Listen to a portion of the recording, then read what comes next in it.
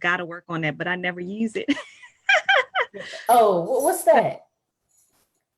You know how you have to have your, you say it all the time so effortlessly. I work with such and such, yeah. Okay. you know, that thing, and I don't have it down because I never use it and I need to. So that's what I'm trying to figure out. Okay, but I'm ready whenever you are. So I think we are live, and sometimes when I look at it on the screen, I can't tell just yet. Okay, so we're live. All right. So this is excellent. Let me just do the introduction, then I'm going to share it out. So hello, everyone. Welcome to A Queen's Roundtable show, which happens every second and fourth Sunday of the month at 3 p.m. Eastern Standard Time. Okay, let me go back here just 1 second. Okay. So it is, I know we are getting started a lot after time today. We had a lot of technical difficulties. You know, all of the technology, when it works, when it doesn't, it doesn't. They've updated Be Live, so that kind of threw me a little bit, and we had to think fast and come up with another plan, but we are here. And I have a phenomenal guest today, and I'm so excited to get started. And those of you that are able to join us live, that's great. Please leave whatever questions or comments you have. I will check in and make sure that we answer and answer you and acknowledge that you were there. And for those of you that will catch the replay, please just put replay viewer and still feel free to to ask any questions that you may have.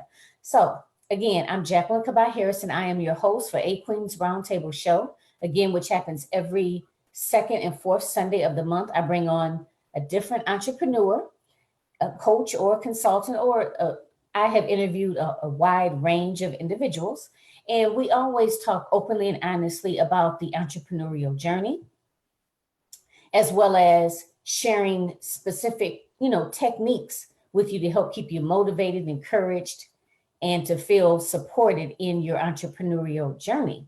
So without further ado, I'm going to let my guest introduce herself. Hello, everyone. I am Kizzy Staten Gray, and the most important part of me is that I am a woman of God, so I value that above everything else. I also am a wife of 23 years, a mom to 5 biological children, and I homeschool.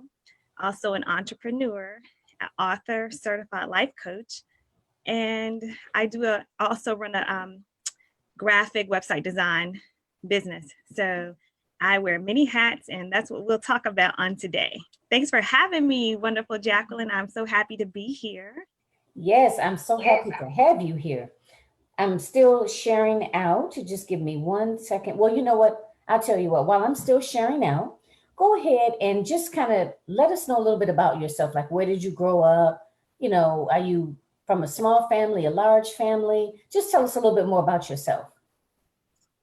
Okay, so I grew up in Richmond, Virginia.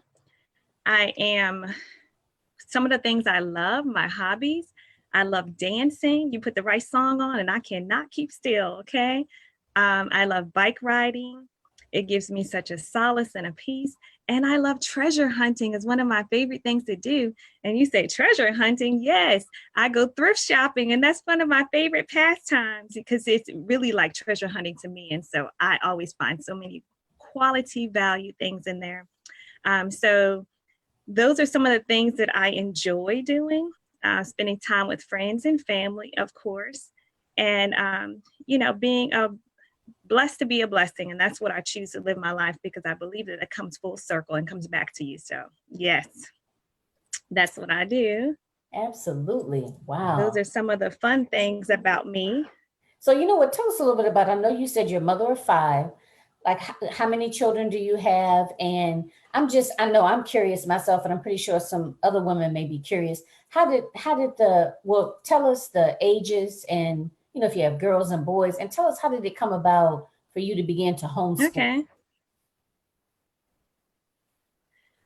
Well, I have ages 10 through 19. So my youngest is 10.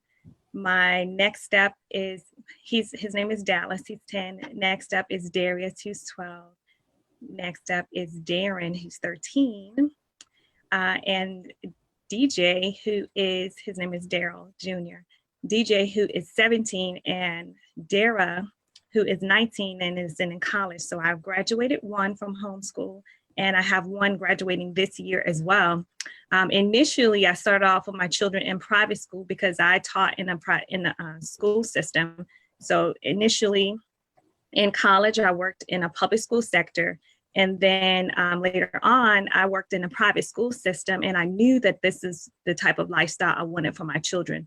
And I saw the great difference it made in their education, what their knowledge span was, their grade levels exponentially soared by private school. So I knew that's what I wanted to do. But while I was there, this is before having children, I learned about homeschooling. Well, I never thought that I'd be able to do it because I'm thinking, how could we live off of one income with such a large family? So I really discounted being able to do so. But when I took an evaluation of all the money I spent with 2 in private school and 3 in daycare, my entire salary was going towards education. So we didn't take a loss, and it wasn't a hit for us to come home. Now it is a sacrifice, but it was definitely worth doing because, there's so much value in homeschooling, and many people see it today. It's grown. It's a huge movement. It's not just the Quakers doing it, but it is a huge movement, and a lot of people are jumping on board. And even the public school system now offer K-12 programs nationwide. So there's options available, and it's not as intent. Well, people think that you have to have all this red tape to get through all the red tape to begin doing it, but you do not have to have a degree in teaching or be licensed or all these different things. And the regulations are different by state. So you just would need to find out in your hometown what works for you. Wow. Because you know what, you're absolutely right. That's the first thing I think is that you have to have, be like a certified teacher or. Yes. And I have to admit, you're the first, I think you're the first or maybe the second, maybe the first person I think that I've actually come across that's actually doing it, so yes. I know it's always kind of interested me a little bit. I mean, not necessarily to do it, but, and so I'm sure there's some other women out there that may listen to this broadcast and think like, well, what would I need to do? And I know that that's not what, that's not our topic for today, but I'm pretty sure that may pique some people's interest in terms of like how, like, is it a lot involved?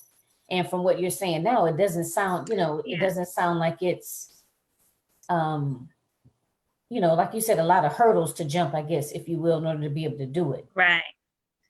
So. Yes, and it's not a lot of legal matters that you have to endure, but it is definitely doable. And if someone is interested, they can reach out to me. I do have a website where I give that information, and I've written a book about homeschooling for people who are not aware, and just like that debunks a lot of the rumors and myths that they've heard. And so I've written about that as well, because it is not popular within our community, but it is growing in the minority community quickly. And so that is something that I'm willing to share with others if they do have questions, and they can reach out to me directly on social media and inbox me or on my website at KizzyStatenGray.com. Okay, excellent. You know what? I have one more question about that. When you, how do you, for individuals that may say, well, I would like to homeschool. However, I'm concerned about the socialization piece, the oh my gosh. Yeah. So just briefly speak to that, because that's like one of my top questions, I guess. Yeah. So there are so many opportunities to socialize your children. In fact, there are so many events, activities, extracurricular activities, sports, that you honestly will have to turn down opportunities because there's just so many to participate in. And I found that out by being part of co-ops and homeschool communities, where I'm actually a director in a program now in a homeschool community. So I do that too. So that's another hat that I wear. And I teach in Williamsburg community, which is an hour out from where I live, once a week. other homeschool children. So all of these homeschoolers come together to learn their subjects and go home and implement what they've learned. So they may spend one day a week in community, and then also take field trips together. Also, we have a separate community where we live in King William County, Virginia, that has like so many, like nearly 100 homeschool families that do PE every week. So there's so many things to participate in: homeschool sports, homeschool debate teams, homeschool, you name it, they have it. Or you can pick a la carte places where you can go sign your child up to take a home economics class or a chemistry class where they can get their lab time with other students.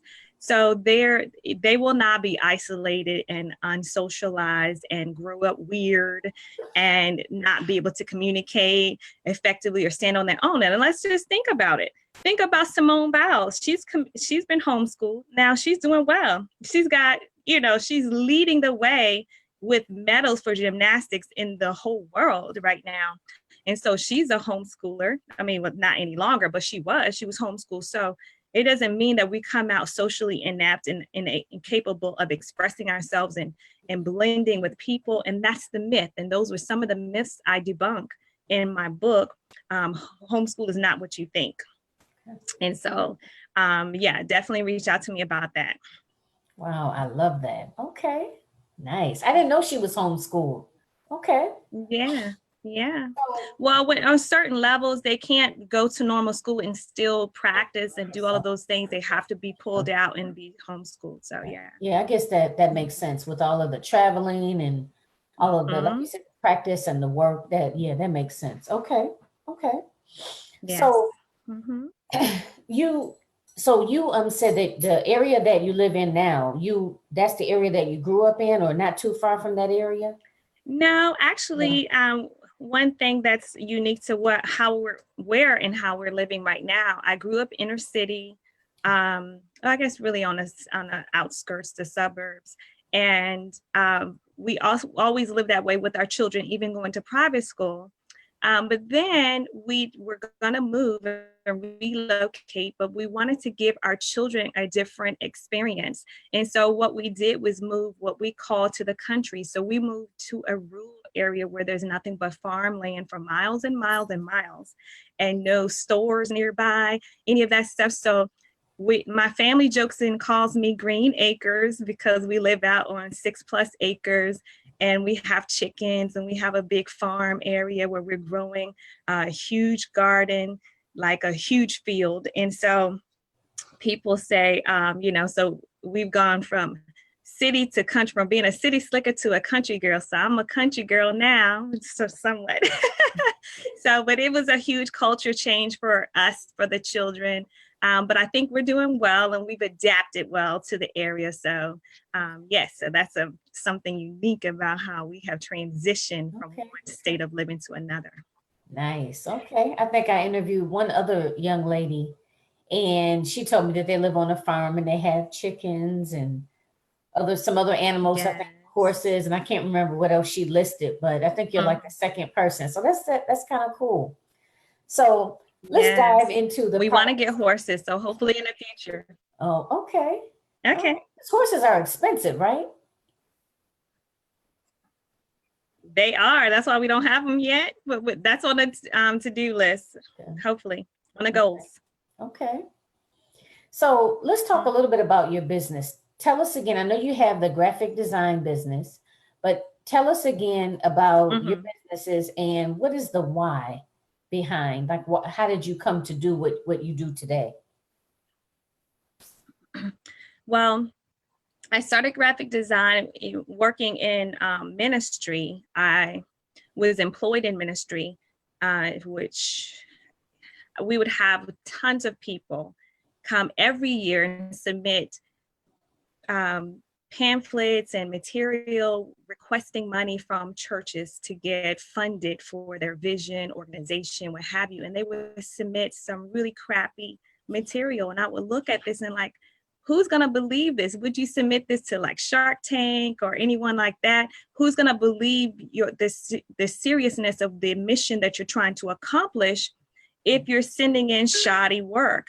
And so I was thinking, I would just start doing this, redeveloping people's brand, or doing a facelift on their image. And it just basically started off wanting to do this as a give back to people in the community, as well as I would automatically do things that were free pro bono for my friends. So for my job, and all of that was extra to my work responsibility, but I did it to help other people out. And people kept calling on me to ask me to do these different things. So pro bono for years, I was doing stuff for free for people. Then I had a girlfriend say, I think you should start a business. So when I came home and start working and start homeschooling my children, she said, you need to just do this as a business. I was like, who, me? I have no degree in this. I have no training, no skills. I mean, I haven't trained professionally at all. And then next thing you know, I went and launched out, got a business license, started working. And since then, I have designed for a couple of NBA players and Miss Haiti. And I have clients around internationally from UK, from Haiti, from other countries who've reached out to me. And it's been word of mouth. I have not advertised, but like maybe twice. Once on Facebook, like twice on Facebook, actually. And I'm talking about purchase one of those ads. I've done that like twice. And other than that, it's been word of mouth for years. And that was in 2010 when I got started. So all these years later, it's just been word of mouth. Because it's just me, I haven't expanded because of my workload and all that I have on my plate. I haven't expanded my business beyond word of mouth. So yeah, and it's amazing what God will do if you yield your gift to him and not bury that talent. And it's something that he was able to use, even though I didn't have confidence in the area to do so. He's proven to me that he could, redeem the gifting and skill set that I have. That's amazing. That is so amazing that God is faithful. That, like you said, you haven't done all these ads and a whole lot of advertising, because I know, and myself included, until, here recently, just the power of word of mouth and actually really going into it from a different perspective of, like you said, just helping other people. Like you weren't initially like, oh, this is going to be my business. I'm going to charge this. I'm going to charge that. No. So just initially just seeing a need. No, I was pushed. Oh, right. but you went into it with, you just wanted to help other people. You wanted to help other people using a gift that you have, which is the gift of being able to actually design something, because you have to be creative, and you have to be, it's like you're taking someone's vision and like bringing it to life, so that's amazing. Exactly. And you've been doing that for how many years? I've learned for almost 10 years. Next year will be 10 years. Okay. Okay. And I know you have another business. Yeah, so I'm a certified life coach, and I have been doing that for 2 years now. And so basically I am working to encourage and empower women to awaken their inner greatness, to radically transform their lives, business, and motherhood gracefully and into purpose. And also with homeschooling as well, because again, being a homeschool mom or being a stay-at-home mom, I didn't see the value that I had to still offer to others. And so even in that process of discovering my own talents, my own purpose, and my own vision, all of these things, now I was able to give back to people who I could recognize, even from a distance, that they too are battling with insecurities, not recognizing their talents, and just knowing there's greatness already locked in on the inside of you, and being able to develop it and cultivate that in other women has been a rewarding experience, because I'm always been the biggest cheerleader for someone else. I'm cheering for the underdog, the outcast, the downtrodden. I am always a fan of building other people up. And so that's what I did naturally. And then someone reached out to me, even on social media, and asked me if I wanted to be a coach, and I'm like, she was like, you already do this so much. And so I went through the training process, and I decided to go ahead and do this. And so now this is another income stream for my family, for my household. And it's something that's a natural bent and a natural flow. Nice. Yes. Wow, I love it. Yes. And you're right. It has to come from within. I'm a Yes. firm believer of when you're walking in purpose, it Mm-hmm. has to come from within. Um, Yes.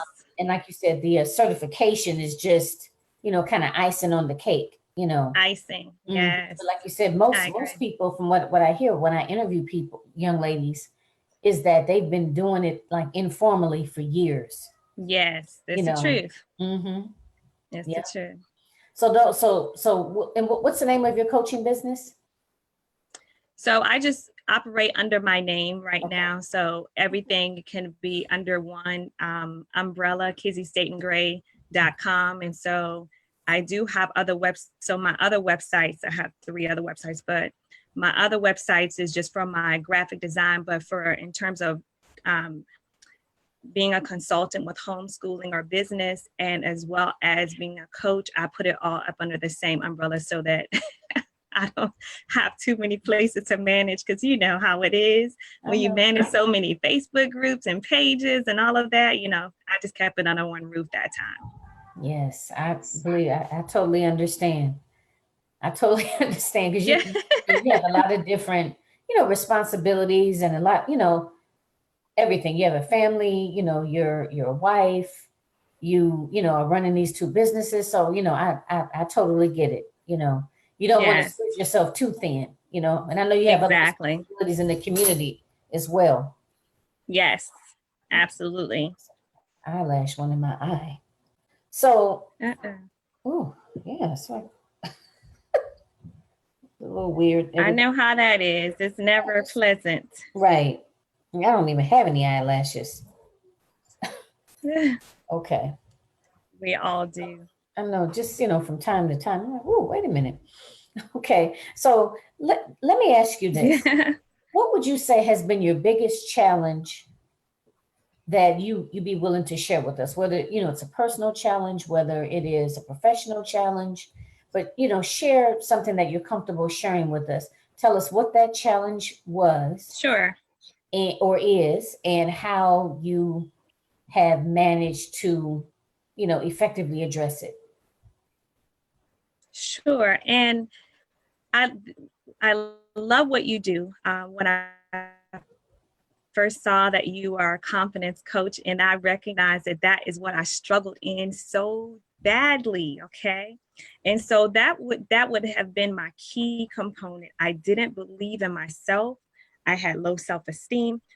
Wasn't confident. I was questioning my own skill set, my own abilities to perform well, even though I pride myself in being a person of excellence in everything that I do.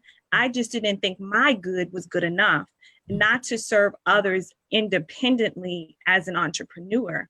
And so that was a struggle for me. Now, so I have held many positions of authority in my employment. So I've been executive director of businesses where I've had total autonomy of how the business was run. It was almost like it was completely mine. And I've been in a position where I've managed people and have had employees, over 30 employees or more, and having to be responsible for major budgets and budgets for $64,000 a month budgets, where I've had to manage and hire and accounts payable, receivable, and hiring and firing, all of these things. So I'm great in giving birth to someone else's vision and supporting it and running with it with the torch.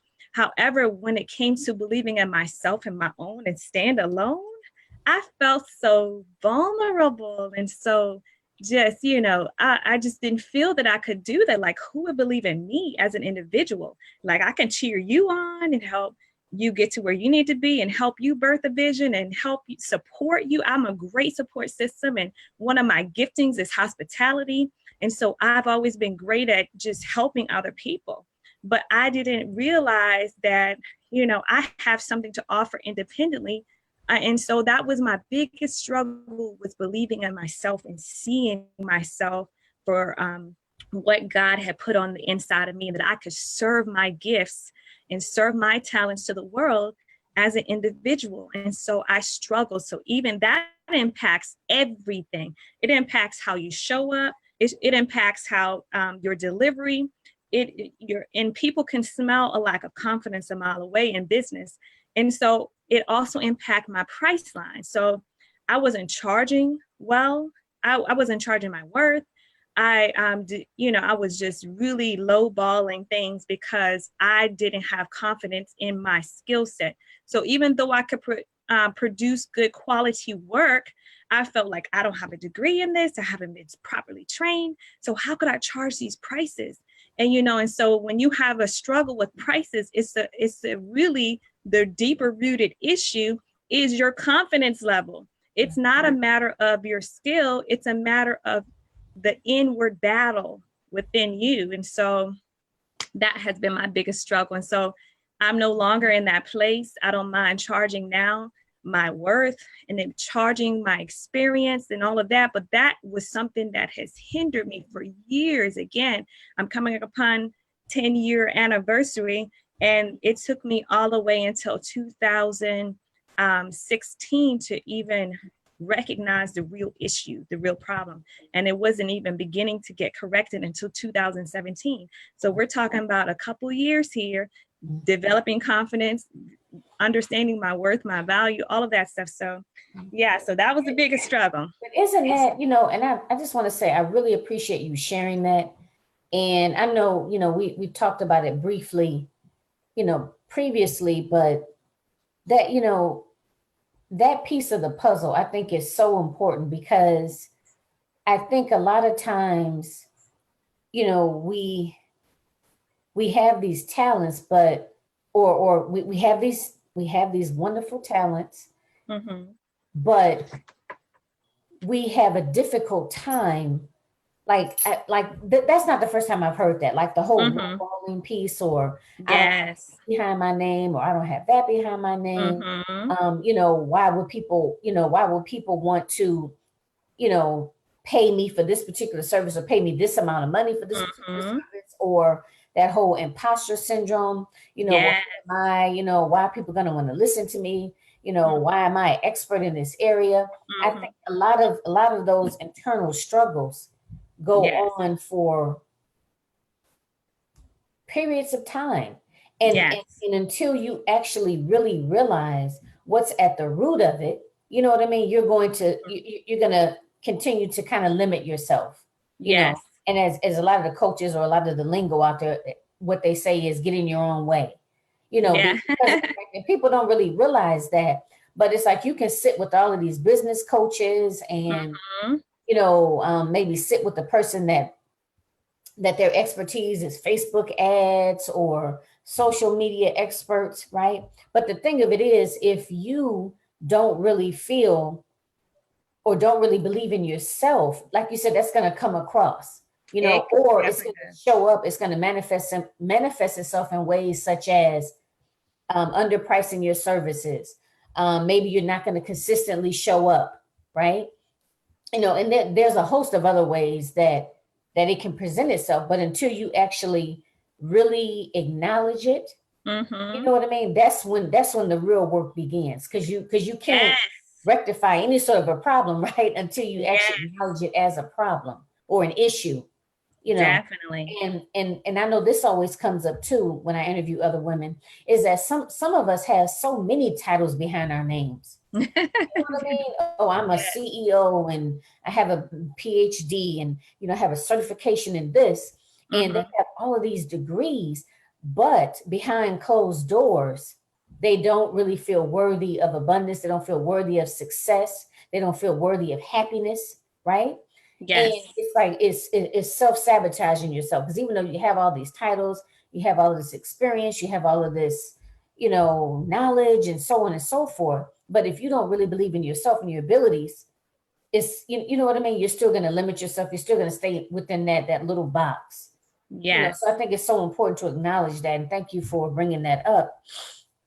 So, how did you begin to come out of that? I know that the first step is to be aware of it. Yes.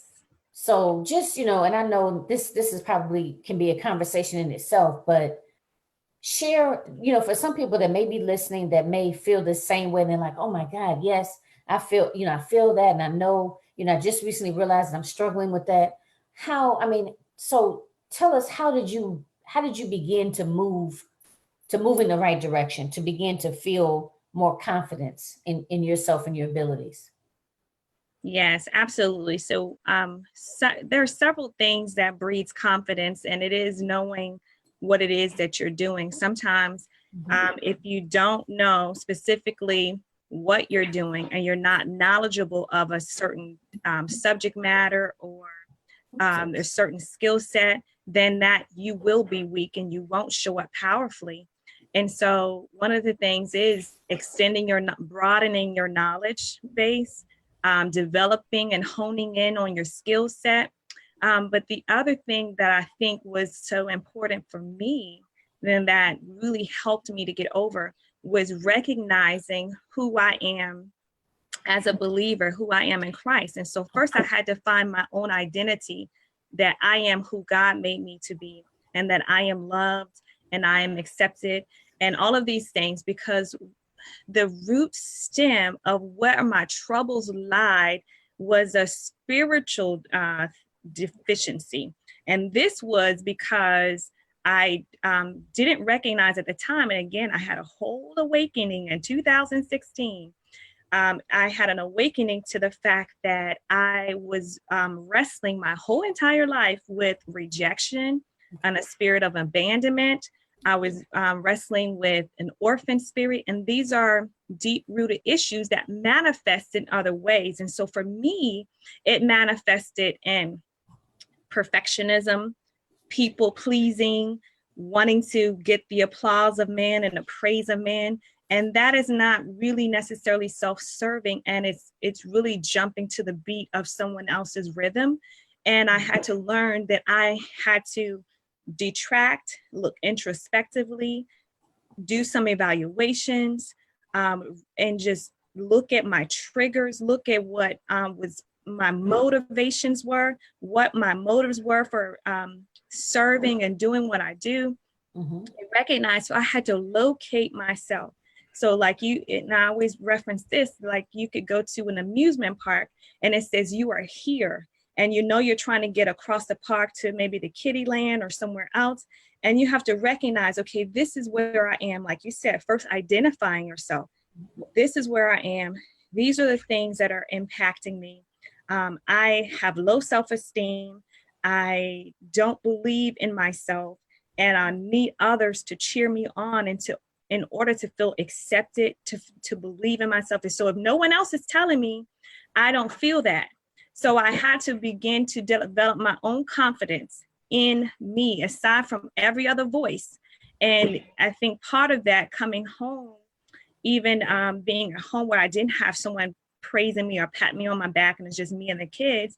So I had all these other voices removed, and God was showing me. And there is something to be said about getting alone and discovering and listening to your own thoughts and hearing and discovering who you are at the core of your being, when everyone else is gone and the voices are gone and the praise is gone, discovering who you are for yourself. And so that was strategically and vitally important for me. So what I began to do was to listen and work on my personal development.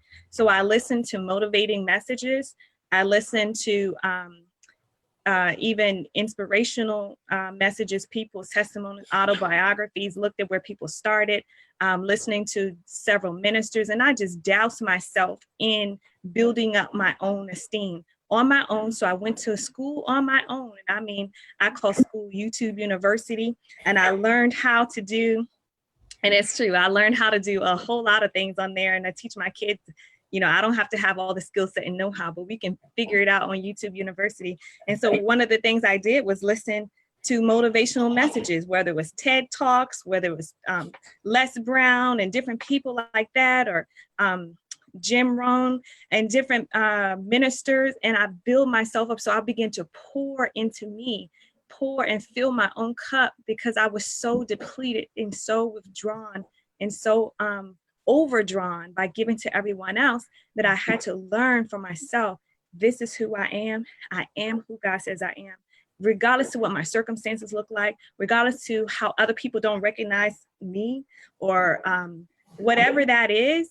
I had to see myself for who I am and who he's created me to be. And even if I don't feel it, I'm going to walk as if it's so. And I'm going to walk it out in the confidence that I may be faking it till I make it, or my friend would say, faithing it until we make it. And I had to do that thing. So since then, I've had to put where the rubber meets the road, and had to implement these strategies. Even when I didn't feel it, I had to walk into boardrooms and represent Kizzo Designs and my business full of a boardroom full of men sitting there, and I'm the only female, and I'm the only minority in the room, and the only person of my kind there, and present and do different things that I never would have thought I had to do. But God opened these doors for me. And I feel like my key role is marketplace ministry. So I am to be the light in the marketplace, and I'm not to be, I may never have a platform in anywhere else or in church or all that, but I feel like ministry takes place in everyday life, and where some people may never ever cross the threshold of church, I am to be the church wherever I go. And so if that's in a grocery store, if that's in a boardroom, if that's in business at a Starbucks and we're meeting to conduct business, that's where it takes place. And now I'm supposed to be the hands and feet in the earth. And so that's what I aspire to do. And so I fill myself up and stir my own faith up in the things of God. And so that has helped me overcome my negative self-image, my negative self-talk, my sabotaging spirit, and all of these different things that have just caused me to crumble and not believe in me. I love it. That is so powerful. Wow, that is so powerful, Kizzy. Whew. It's been a work, like you said. It's a journey, and it's a path. So we don't get there overnight, but it's a constantly going forward and moving in that whole process and letting that inner work begin. Because like you said, that's where the work begins. When we begin to look inward, there's so many quotes that I can think of, but one is like, be the change you want to see in the world. So if you're expecting things to happen or things to change in life, circumstances, whether it's your relationship, if it's your marriage, if it's your workplace, or if it's your children, the change must begin within you. And nothing changes until you change. And once you accept the change, once you recognize where you are and locate yourself, then you can begin to do that inner work, which is one of the hardest things to do, is see your face in the mirror, recognize where you are and what's going on with you, and to face it, to face the music and begin to do that developing work. And that is really, really crucial to your well-being and overall well-balanced in all areas, because until you do that inner work, you will repeat the cycle. It will come like a freight train, repeating in your life, picking the same wrong guys, picking the same wrong jobs, people gravitating to you because you are insecure, people gravitating to you because you have low self-esteem, people treating you like a doormat, people walking on top of you. Until you stop it, recognize where you are, and begin to change, nothing else would change until you change. And so that's what I had to recognize. Hey, my life is going in a spiraling condition, and it's very cyclical, and I've seen so many patterns repeat in my life. I didn't want to continue that anymore. So I had to, stop and flip the script. Now I can change the narrative of my life. I can rewrite the script. There's a plot twist coming up, and it starts with me, and I have to change it for my own good, for my own sanity, and to be a blessing to others. And so you cannot continue to keep pouring out and feel confident when you are very low and running on fumes. Yep. Pour into yourself. And, yes. And the thing is, it sounds simple, but it's not going to happen overnight, and if you're at a place where, and this happens with a lot of us, just even starting like when you get married, you have children, it's usually no longer, about you. Yes. Everything is focused on, raising your children, being a mother, being a wife, whatever responsibilities you have in terms of your career, in the church, in the community. And we're so busy pouring out, yes, that we're not replenishing. which we're gonna get into that a little bit more, because that's your topic. So before we dive into that, I want you to answer, what advice would you give a younger version of yourself? And then after that, I want you to go into, how do you practice good self-care, and then dive into your topic. Okay, so that's a mouthful. Is it? So what would I say to my younger self? Yes. First of all, I would speak to who she is and who she was created to be. You are born to be a winner, to be a champion. There's greatness locked on the inside of you, and you just have to bring it out. And so you have to look for and find your giftings and find what it is that you're called to do, your purpose, and how you're going to serve the world. And once you figure that out, you'll be able to do that with God's grace to be able to serve others. But if you don't know who you are and you're walking through life aimlessly, and if you thought you found, and like me, I found my identity in my children, I found my identity in my marriage, I found my identity in all the things that I did, but I didn't know who I was. And I didn't discover that until a couple of years ago, literally. I didn't figure out who I was and what my purpose on earth was. And so you wander around aimlessly and not fulfilling and carrying out your destiny assignment. So I would speak to her destiny and speak to her purpose and speak to what she could do, what she could accomplish, and that she wouldn't hold herself back and not be limited by her experiences, and not to be limited by what has happened in her past, because that younger version of me was also wounded in so many ways by molestation, date rape, stalking, and all kinds of cyclical things that kept happening, repeated offenses. And so that really robbed her identity of becoming who she was, because that definitely stole her confidence. And so I would speak to her, build her up, show her that she's more and she's greater than what she sees now in her circumstances. And so that tell her to begin to believe in herself. And so I think that's so vitally important to your outcome in life, what you're capable of doing and what you're capable of achieving. Because if no one speaks to that part, and if you don't nurture it yourself, and if there isn't anyone else putting and watering and nurturing that for you, then it can be a struggle, and there could be a failure to launch. There could be just a mundane life where it's unfulfilled.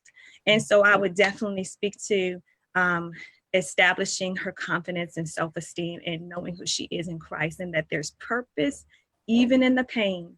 There's purpose even throughout all of the hurtful places, and that God can use all of that. He can give you beauty for ashes, and he can restore all that was lost and bring it better, and bring you forth as pure gold, and that you don't have to come and be a wounded, damaged goods, and you don't have to look at yourself that way anymore, but that you can look at yourself the way God sees you, and he calls you his own, and you are loved in the apple of his eye. So I would definitely speak to that, so that she would be given an opportunity earlier on in life, and wouldn't take until after 40 to reach these determinations about herself. So yes, that's definitely what I speak to. And what was your second question? Well, before we go into that, let me stretch a little bit. It's kind of a long time. You know, we've been at this now since hours. So forgive me, everybody. Yes, we have. Whew, but you know what? I mean, I feel really touched, and I feel really touched, and kind of a little on the emotional side. Mm-hmm. But this is real talk. Yes, it is. And, it's not pretending. That's why I like to do this live. But yes, just to hear you speak about that, because I know that there's probably some women out there that may just feel like it's too late, and it's never too late. It isn't too late. 50s, it's never too late. But I think what happens is, a lot of times, a lot of us may just kind of walk through life, just going through the motions, just going through the motions, and it'll manifest itself in a way where we'll, experience a lot of anxiety, we'll experience a lot of depression. And it's because we, after our children get older, maybe we've divorced, it's just this kind of this empty feeling like, well, what am I supposed to be doing? And, you just don't feel aligned, and I like to Yes. refer to it as that blah feeling, Yes. but to me, that's a pretty good indication that there's some work that needs to be done. And whether you do it through meditation, whether you journal, maybe Yes. see a therapist, and I know like, and that's a whole nother subject, but the whole stigma of, mental illness, within our communities and so forth. But it can be reached in a lot of different avenues, I agree. So I just think, because for some of you ladies out there, like I say, you just kind of maybe going through the motions. So that may be a pretty good indication that there's some additional work that needs to be done. Or if you have your own business and you're not showing up in the right way, Yes. not fulfilling whatever goals you set for yourself. If you are so busy cheering other people on, but you lose all of that, cheer when it comes to yourself, those may be some indications that there's some deeper, things going on.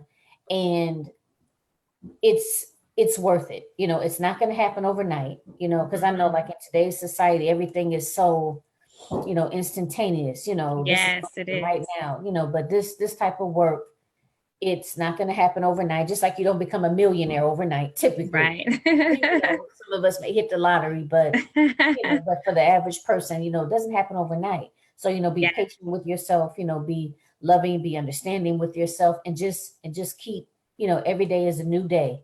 To work on yourself, and as Kizzy said, to pour into yourself.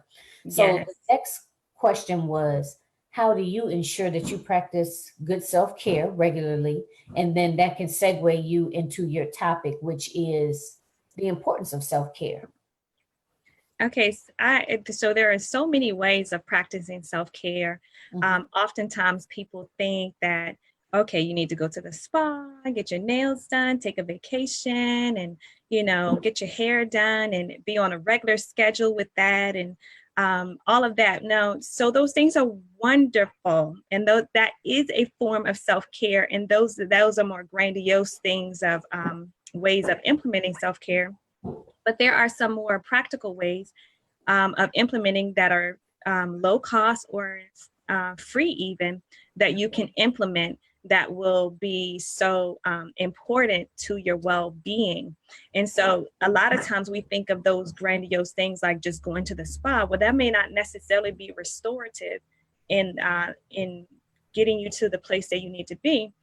And so it could be welcomed, but think about the small tasks that you can do and just getting alone time, getting some time to think by yourself, listening to music, watching your favorite movie, going for a walk around the block by yourself alone without any devices, unplugging from all kinds of, from everything, from social media, from anything, taking breaks. The whole thing is being able to take time, slow down, take a step back, take a break to pour into yourself.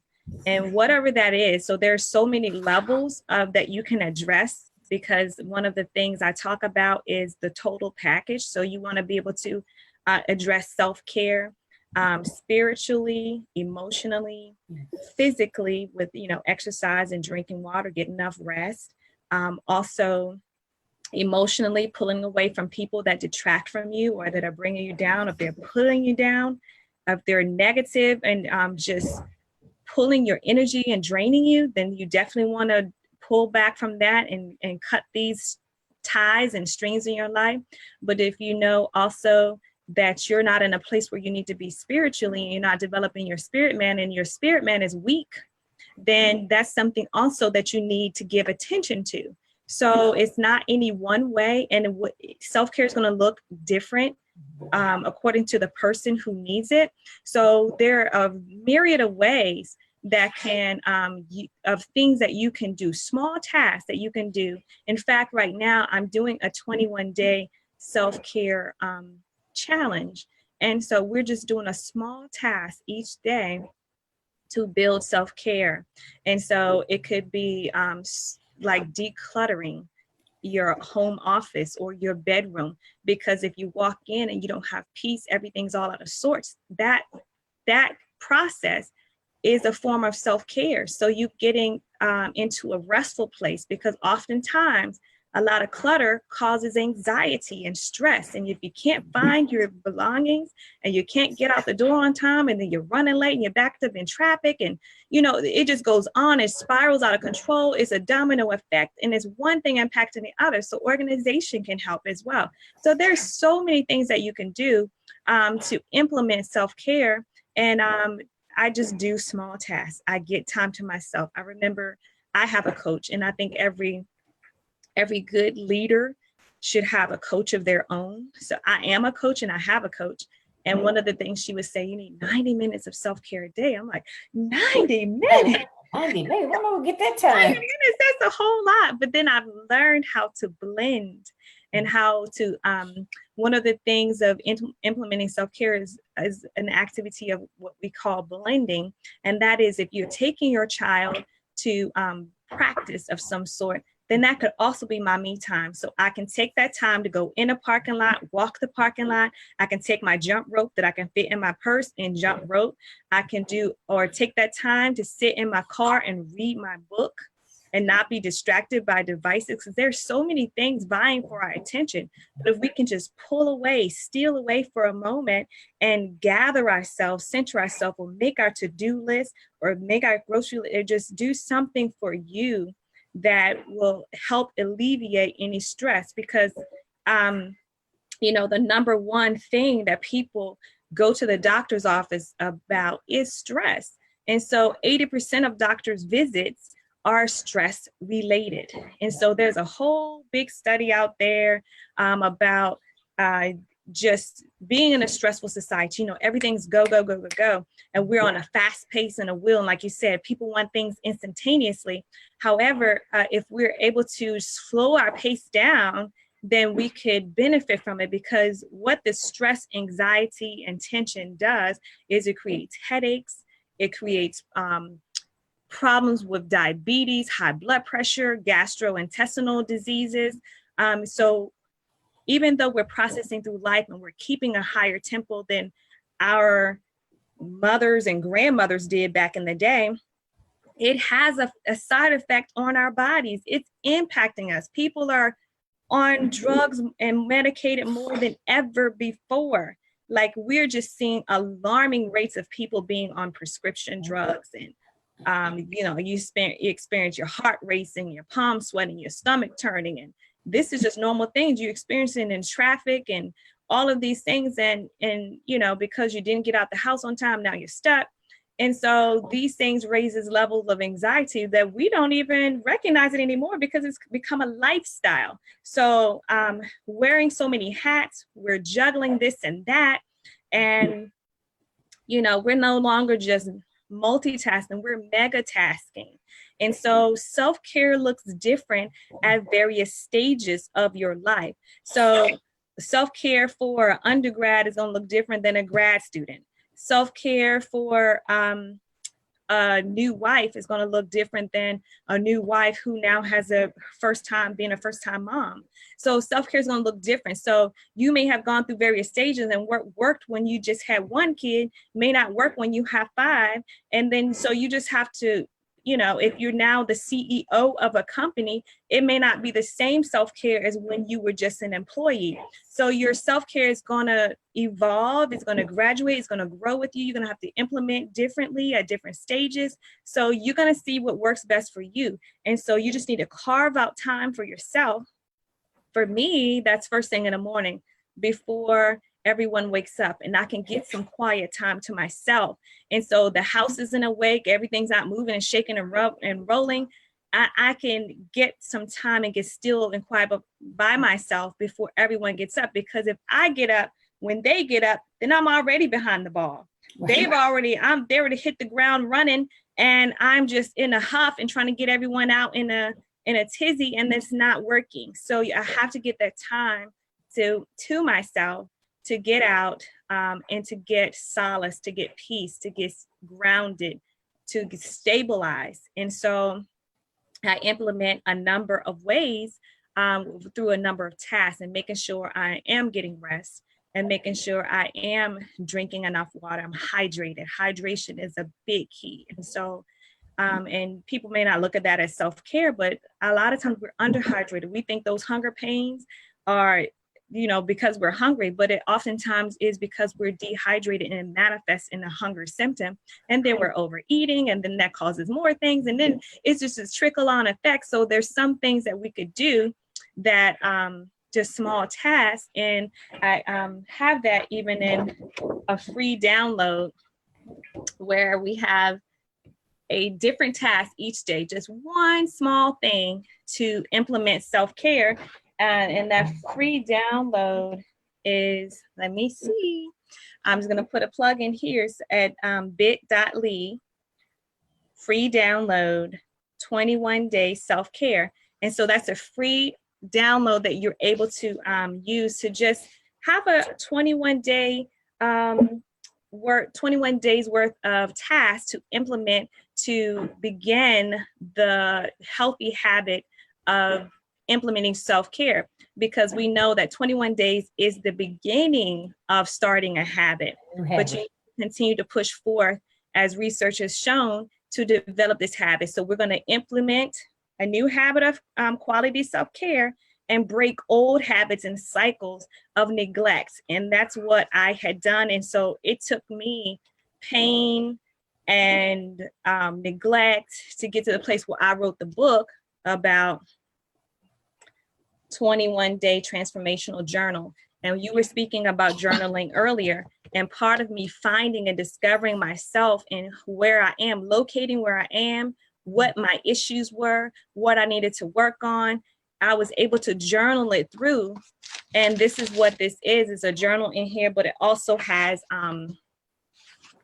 it has information about the benefits of self-care, but it also has exercises in here.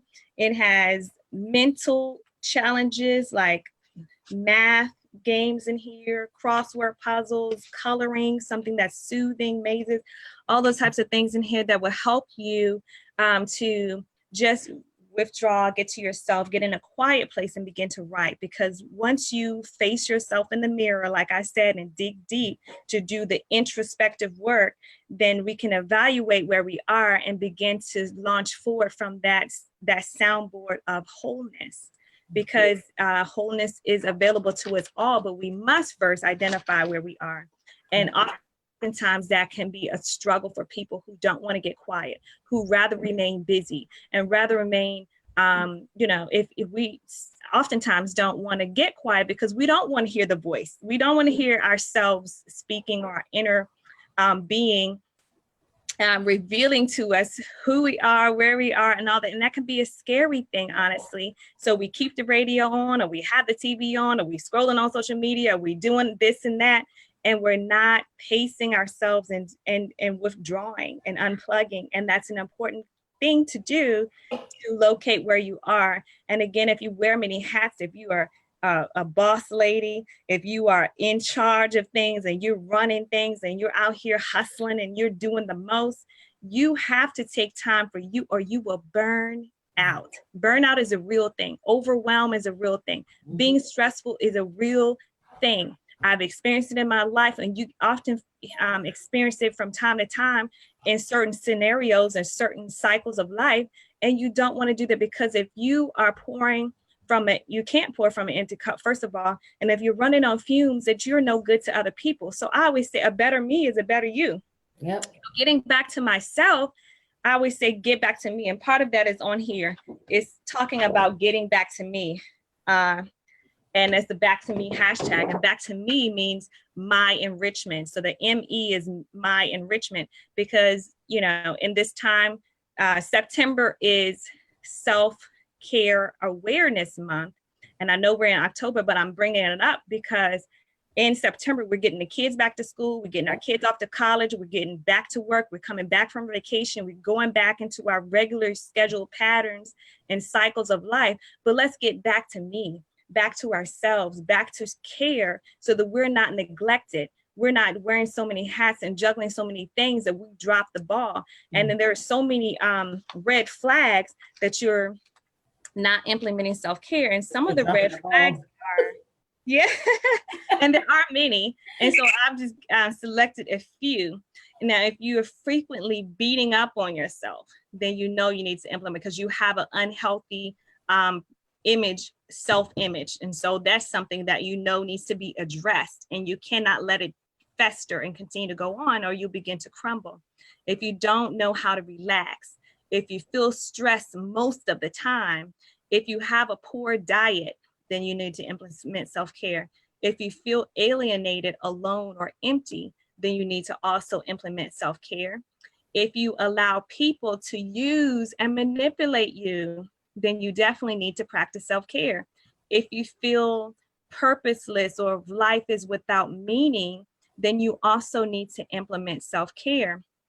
And if you're chronically angry, depressed, or anxious, that's a huge red flag that you need to implement, because what happens is you'll become so toxic if you let everyone detract from you and you don't pour back into yourself. Then you feel like everybody just wants something from me. And that means you are at a place where you have given out. You are overdrawn like a bank account. You are overdrawn and you have nothing left to give. And that one more thing might push you over the edge. And that's not where you want to be. That's in a volatile state in anything subject to happen. So if you're chronically angry or depressed or anxious, that's definitely a major sign that you have not implemented self-care and need to begin effective immediately, like today, and whatever that is. And even if it's going to bed earlier tonight, shut the TV off, go to bed early, put the device away, don't even sleep with the cell phone in your room, just go to bed and relax so that you don't wake up late, don't have to push the snooze button. You can get up earlier, feel refreshed, rejuvenated, and go to work with a positive attitude. But if you're going and you already stressed before you get to work, you're not going to serve well there. And so in order to serve others from a place of abundance, you're going to have to get your self-care. So if you are, and especially if you are involved in an abusive relationship, you are not practicing self-care and you have a poor self-image. And that abusive relationship may not be physical at all. It could be emotional. It could be an emotional, verbal, mental abusive place. And it doesn't have to come from a spouse. It doesn't have to come from someone that you're involved with. It can come from a leader in some organization that you're part of. It could come from a boss. It could come from other places. So it's not just subject to just being in relationship with the boyfriend, girlfriend, or whatever. Yes. You know what? Elaborate a little bit more on that, because I think a lot of times when people think of being in an emotionally abusive relationship, they typically don't, talk about other areas. It could be a parent, it could be a sibling, it could be a boss, and they don't typically think of verbal abuse. So just briefly talk a little bit more about that. Like what would that look like? Yeah, so if you are being manipulated in the workplace by a boss or a leader, and that's an abusive, stressful position to be in, and it's causing you anxiety, and you know that you're being picked on, and then you might feel obligated to perform because you're trying to stick to a certain position or title or whatever. But if it's not serving you, you need to let it go. And I have been in situations where I have been taken advantage of by a boss, and it wasn't in a sexual way, but it was in a way that they were just taking advantage of your kindness, your niceness, throwing extra weight on you, weight that they should have been carrying themselves, or weight that they could have delegated to someone else, and thinking that, okay, I can give it to her because I know it's going to get done and I know it's going to get done well. And if these things are weighing on you, you need to evaluate where you are or your position. Now, if you don't feel confident enough to speak up for yourself, then you need to remove yourself from that situation.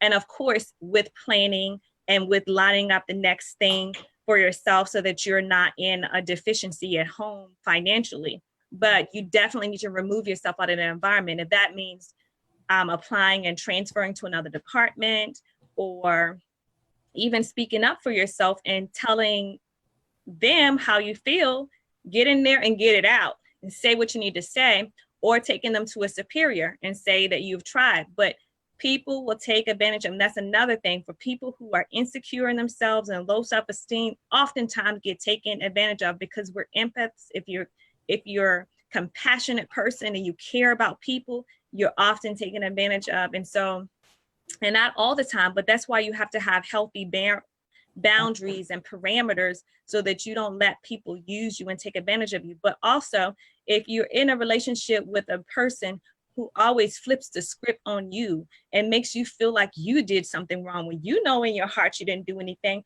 but they're always passing it on you, like, and you find yourself saying, sorry, I didn't mean to do that. And you're tiptoeing through the tulips to please someone else, and you haven't even done anything wrong. That's an abusive situation because they keep blaming you for everything. You're under pressure. They're making you feel less than, they're condescending, and they speak to you in a condescending way and always putting you down. Then that relationship is no longer serving you.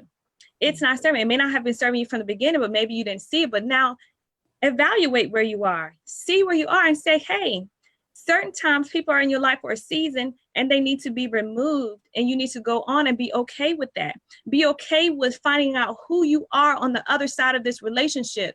And it might be scary. You may not know how it's going to be alone, or just have this overall fear of where am I going to go work at now, or what kind of relationship am I going to have in the future. And just the fear of the unknown keep people bound for years and years into bondages that they have no business being a part of.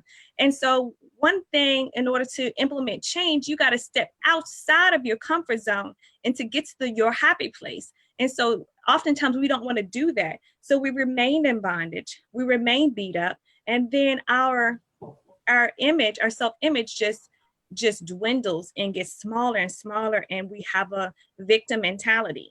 Okay. And so that victimization really is just self-defeating in so many ways. And so if you recognize that this is you have to implement self-care. And part of self-care in that situation is cutting ties. You got to do it if you got to do it afraid. If you got to walk away and not know what the future holds. And maybe you're with this person because they're financially keeping you stable. And maybe you don't want to go struggle again, but baby, you got to get out. You got to get out of that situation for your well-being, or you're going to crumble under that. You're going to crumble. Family, right? Even if it's family.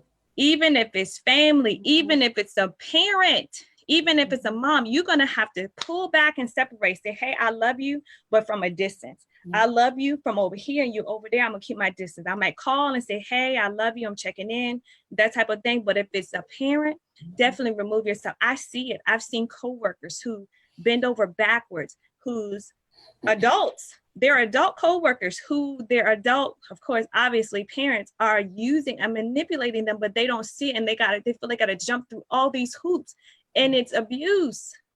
It's abuse. And if you don't put your own boundaries in place, if you're not strong enough to do it, then it will continue and cause you stress, anxiety, or early grave. Okay. And so if you have a parent that's manipulative, you have to pull back into a safe place and say, hey, I'm going to do this, but I'm not available for that. I'm going to be here and I'm going to show up for, if you can, or if you feel it okay to do so. I might show up for Thanksgiving, and I'm going to, eat dinner with the family, and then I'm going to withdraw, or I'm going to show my face, or I'm going to send a card, or whatever it is. But if you need to remove yourself from the situation, then do so, because if you remain there, then you are neglecting yourself. You are not being true to the core of who you are, and you are crumbling under, some part of you is dying because you're not living to your fullest by being subject to this abuse and type of behavior, mistreatment and neglect, or whatever it is. You have to restore, refuel, replenish, so that you can serve others well, or you will not live your best life. You just won't. You'll just wind up staying in bondage and stuck in a rut and not advancing. Right. Yes. Wow. This is so powerful. And I know we talk about this frequently, even if it's not the subject, if they're doing a training or on something else, this always comes up, because I think that, we as women, we have a tendency to do this. And a lot of times we've watched our mothers, our aunts, our grandmothers, just constantly give. And not that giving is a bad thing, but you have to replenish. you You know, must. yeah, You must. it can't be at your own expense because Not. Yes. you can't be there for anyone else. If you can't be there for yourself first, you can't be there for anyone else. Yes. So I just think that sometimes, and just as society in general, constantly tells us that, being, that we're being selfish if we want too much for ourselves, or we withdraw, No, we place limits, or, we have good boundaries. Somehow it's associated with being selfish, it and isn't. yeah. So, and I think that's constantly ingrained in us by society, as well as, our mothers, our aunts, and Mm-hmm. what they tell us or Mm-hmm. what we've seen them do. Yes. We've And seen them model it. right. Yes. And the same thing with all of the dysfunction in families that a lot of us have grown up in, and Yes. a lot of us have seen our parents, and I know myself included, I've seen my mother be physically and verbally abused, as well Mhm. as a number of other aunts, Yes. so you know what I mean? So it's like, Yes. that's what we've seen, and that's what has been normalized within our, our family structures, in addition to all other sorts of things, such as, molestation, and we've seen a lot of that, Yes. so it's as an adult, sometimes because we grew up like that and we saw those types of things, it becomes normalized, and a lot of times we don't even realize it, but we fall into those same patterns. Or what you mentioned earlier, not in, and I always do this, I don't want to butt in, but it's so many different points I like to piggyback on, that how you mentioned about maybe seeing like a certain type of behavior, and then you end up inviting that same, type of behavior into your life, like maybe you witnessed a certain dynamic in, your mother, your mom's, and your dad's, relationship, and then you begin to, in your adult life, you select a partner, you know what I mean, and you begin Yes. to like imitate that same Yes. negative behavior, but the Yes. thing of it is, you have to be aware, and it's never too late to break that cycle. And a lot of times people stay in that cycle because of fear. Yes. They don't know any better. You know what I mean? Yes. They Exactly. fear going outside of that, because they fear being alone. They fear, rejection, and just fear of the unknown, just not knowing, Yes. okay, well, if I leave this, this is a nightmare. This is a hell, so to speak, but at least this is familiar to me. I know Right. this. You know what I mean? Like, what's on the other side? I don't know anything about that. Mm-hmm. So they're stuck in a familiarity, and you see that Yeah. oftentimes, and even in the Bible, where the people were being delivered from Egypt, and they wanted to, as it got in the middle of the desert, they wanted to go back to bondage because it was familiar. And now we have to really trust God to provide for our future. And they were afraid of their future. And so oftentimes people are afraid of the unknown. What's on the other side? What happens if I do walk away? What happens if I leave this job? What happens if I, step out of my comfort zone, where there could be much success on the other side? There could be people waiting for you to reach your destination. So because there's people waiting to hear your message, your testimony. And so there is so much life to be had outside of being stuck in a bondage place. And no, self-care isn't selfish. Self-care is self-love. It is restorative in nature. Self-care is also it is really so much love in self-care. And so people don't look at it that way, but it is self-love. It is healthcare. I consider it healthcare. It is also self-compassion. And so we need that for ourselves. So oftentimes we're harder on ourselves than we are on people. And we will say things to ourselves that we would never say to others. We beat ourselves up about things that we would never speak to someone else. And so I find that we have to evaluate our mindset. And one of the things that we all have, what we call automatic negative thoughts, that happens for everybody. And so they're called ants, and what you have to do is squash them as soon as they I appear. like that. Automatic Squash negative. those Yes, automatic negative thoughts is what you call ants, and you got to crush those ants right off, because if you allow it to fester and develop a negative belief system about yourself, then you have all kinds of things that are working against you, and it develops to a stronghold that you can't break out of, or at least it holds you captive for so long. And so if you arrest the thought as soon as it comes and say, no, that's not me, I am better than this, or whatever you have to say, positive affirmations for yourself. I have affirmations in the book as well. And we do affirmations on a daily basis on this challenge, because you have to speak what you believe for yourself. And you may not be there yet, but you have to begin to speak it, begin to believe it, so that you can become it. Because one of the things that happens is before you can come out, before change can take place, your mind must be the first thing to come out. So once you make a decision that I'm coming out of this, I'm going to do better, it starts with your mind. Your mind comes out first. And then you can go ahead and physically come out and physically remove yourself, or physically do the change, or physically, if you make a decision, I'm going to lose the weight, then it starts in the mind first. So if you say, I can do it, I will do it. And I'm going to start with the small baby steps. And I'm going to start with 2 pounds this month. I'm beginning walking after work. I'm walking on my lunch break. And, whatever it is, your goal that you have set, you can begin with those small baby steps. And that is self-care. That's implementing self-care, looking out for your well-being, so that you no longer have to go through what it is you're experiencing. And like I said, if you want to end the year strong, we're in this fourth quarter. We're about to cross over into a whole new decade. If we want to end this year strong, then you need to implement self-care now, begin and make it a lifestyle for you. Before the holidays hit and everything's shaking and rocking and rolling, you need to begin it now, to begin to implement it and establish it as a lifestyle. Because when the holidays hit, everything's fast paced. We're working, we're trying to work a full-time job, get off work, tend to our children and cook dinner, and get out and shop before Christmas or whatever it is, or companies coming over for Thanksgiving. The pace just picks up faster and faster. Take off. Or it just takes off, and then you're running behind the ball, and that causes stress and anxiety. There's stressfulness that is attached and associated with holiday season.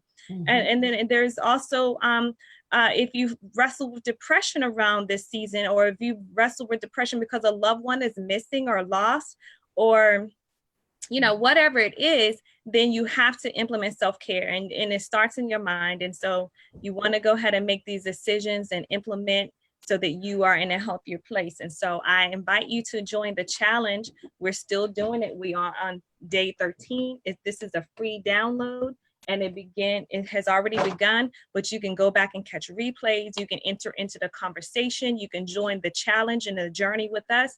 And it's in a private Facebook group where we can share and discuss some of our journal entries, or what's working for you, or what aha moments are working to your advantage, all of these things. So I invite you to join. It's a free challenge, but if you want to have the deeper challenge, then you can get the book. And it's a 21-day transformational journal that has a myriad of things in here that speaks to the whole you, mind, body, spirit.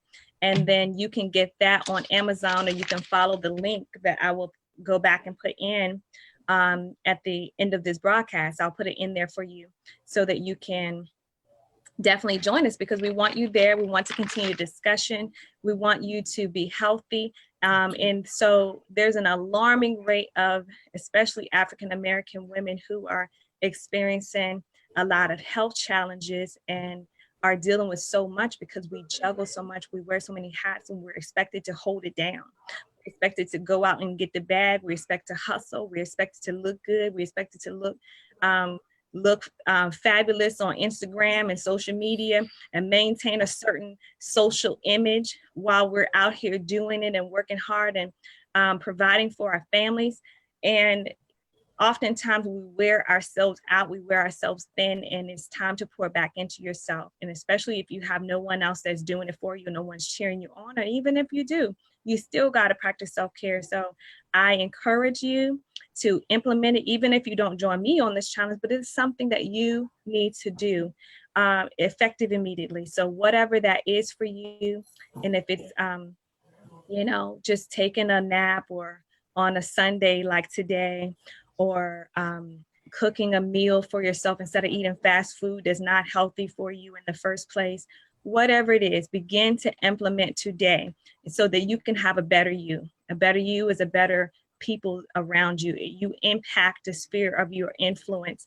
And so if you are better, then everyone around you gets better. Your environment change, your people change, your family change, your world changes when you get better. And so that's why I am helping others on this journey to better you and to overall wellness. And I think it's so vitally important because I think we are women that's strong in and of ourselves. We naturally serve others well, and it's in our nature to do so.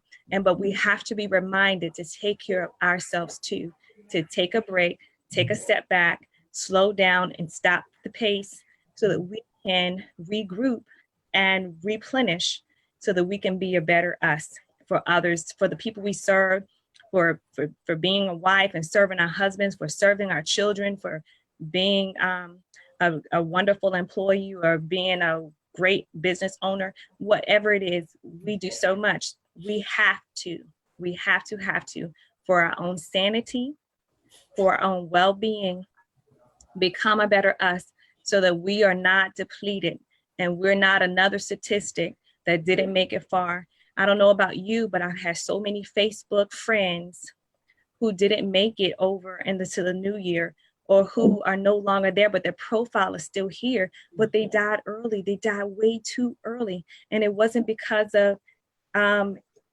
anything else, but something health related, because of stress and anxiety. Oftentimes, I've known one died this year because of stress. It impacts your body in a negative way. And if we don't approach it from a holistic, healthy perspective, then we don't want to be one of those statistics, okay? So it is a serious thing. It's not something to take lightly or to take for granted. It is something that is necessary for your overall well-being. It's about sustenance. It is not about selfishness, but it's about sustenance. Getting yourself to a healthy, whole place so that you're not snapping. You're not, frustrated. So you're not anxious. You're not feeling anxiety. And all of these things that we use to distract ourselves from what's really happening. So if you're band-aiding it with getting a drink, or you're band-aiding your anxiety with whatever it is that your coping mechanism is, then that's a sign. That's a sign that you have to pull back and implement self-care. So if you need something topically to help you or to ingest to get you in a place where you can be at ease and relax, then you're depending upon something else outside of you. And you've got to work on that. So I didn't mean to go there, but just slow down, take care of you. It's important. I didn't mean to go there. I'm thinking about people when they be smoking weed, they be like. They do, because they need to relax. And, if we're relying on substances to get us to a place where we can be at peace, then we don't have true peace. It's not really real. It is intangible. And so that cannot create our inner peace. And what allows us to get to that inner peace is doing that inner work. And that's one of the hardest things to do, is to face yourself again. That's where the real work begins. Like you said, the real work begins internal. And once you begin internally, then you will see a change outwardly. You'll see a change in your circumstances. So like, even if your circumstances never change, but you change, then you'll see things differently. You won't feel under the circumstance. You won't feel overwhelmed by it. You will feel empowered to continue to go on and press on healthily without requiring aid or support from this person. So if that person never supports you, if they never cheer you on, if they never pat you on the back, or if you never get the things that you feel like are necessary for you to go on, you got to build yourself up, encourage yourself, and stir yourself up and motivate yourself, because at the end of the day, you are all you have, and that is even if you are married and have children, all that stuff, you can be in a room full of people and still be alone. Yeah. You can be in an environment full of people and still feel empty at the end of the night, and you're still wrestling with your own thoughts. But if you get still and quiet and figure out where you are, locate yourself and get grounded, then you get to a place of wholeness. You can get to a place of just overall wellness. And so that's what it's all about. Right. I love it. I like it when you say locate yourself. Yeah. And it's so important. Locate yourself. Because you can be in denial. Yeah. And listen, people always say, well, God don't put anything put on you more than you can bear. But he also cannot heal what you are in denial about, and what you won't identify with, and what you won't deal with. He cannot heal that. He cannot heal what you don't give to him to heal. And so if you're harboring it and hiding it and keeping it back, he made us free moral agents. So we are responsible for ourselves, in the fact that he's not going to come in and change your circumstances. Okay. It doesn't work that way. You have to allow him and invite him in to help you out. So if you're not inviting the Lord into helping you through the process, and you're just ignoring it, avoiding it, it doesn't go away. It's still there. And that's why it repeats in your life again. It's still there. It does not go away. So you know what? So the key to that is you can't just ignore it, right? You cannot. You have to be aware of it. You have to be aware. Right. Nothing can happen if you are not aware of it. And I think a lot of people say that they just kind of just assume that it's just going to be dealt with, that God is going to handle it, but yet they're not taking any responsibility for it, because you have to take responsibility and be aware first, right? That's so good. That's so good. Awareness is one of the first steps, because first of all, back to God not making you a robot. Mm-hmm. He made you a free moral agent, and God allows what you allow. So if you continue to allow it, hey, it's cool with God. He may not like it. It may not be his perfect will. But if you are allowing certain things to be in your life, if you're allowing yourself to be run down, defeated, depressed, and stuck in bondage, stuck in a relationship that's unhealthy for you, he'll allow you to stay there. Right. You know what I'm saying? He's not going to bop you over the head and say, hey, get out of this. It's not like that. If you allow it, he allows it. And if you don't first identify where you are and recognize that this is where I am, this is who I am, this is what I have been, and I no longer want to be this person. I no longer want to be a doormat. I no longer want to be the go-to guy that everyone pulls from at work. And I'm doing it all because I'm trying to please people, and not because it's really rewarding or self-fulfilling. Mm-hmm. All of these things. Recognize where your motives. Check yourself. Check yourself. That's the first key. So get out of denial, and then you can move forward to where you need to be. Yeah, I love it.